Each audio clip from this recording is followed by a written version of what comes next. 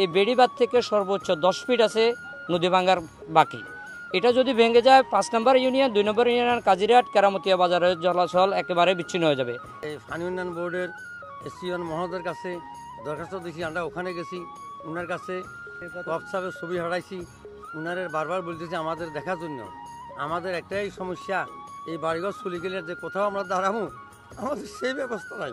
আমরা ঘর নদী ভেঙে নিছে গো, আমরা বহুত কষ্টে আছি, দুঃখে আছি, ছেলে মেলে কত কষ্টে দিন খাড়াই। এখানে ইতিপূর্বে এগুলো সময় পুরোটা বসতি ছিল, শত শত বাড়িঘর আজকে নদীগর্ভে বিলীন।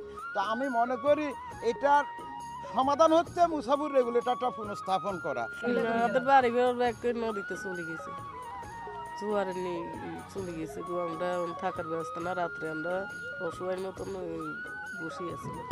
ছিল এগুলো সব কিছু ভেঙে নদী চলে গেছে স্যার, এখন আমরা অসহায় স্যার। প্রশাসন এই বিষয়ে অবগত আছেন। আমরা উপজেলা নির্বাহী অফিসারের তালিকার ভিত্তিতে জেলা প্রশাসন প্রয়োজনীয় ব্যবস্থা গ্রহণ করবে। সেখানে তালিকা করা হচ্ছে, যাচাই বাছাই করা হচ্ছে। সেই প্রেক্ষিতে ক্ষতিগ্রস্ত ব্যক্তিদের পুনর্বাসন এবং অন্যান্য যে আর্থিক সহায়তা বা সেই লক্ষ্যে কার্যক্রম গ্রহণ করা হবে। বাংলাদেশ পানি উন্নয়ন বোর্ড নদী ভাঙন রোধে প্রকল্প প্রস্তাবনা দাখিল করেছে। বিশ্বব্যাংকের আর্থিক সহায়তায় বাংলাদেশ সাস্টেনেবল রিকভারি ইমার্জেন্সি প্রিপায়ারনেস বিএস্ট্রং প্রকল্পে 13 কিলোমিটার নদীতে সংরক্ষণের জন্য 195 কোটি টাকা প্রস্তাবনা রয়েছে।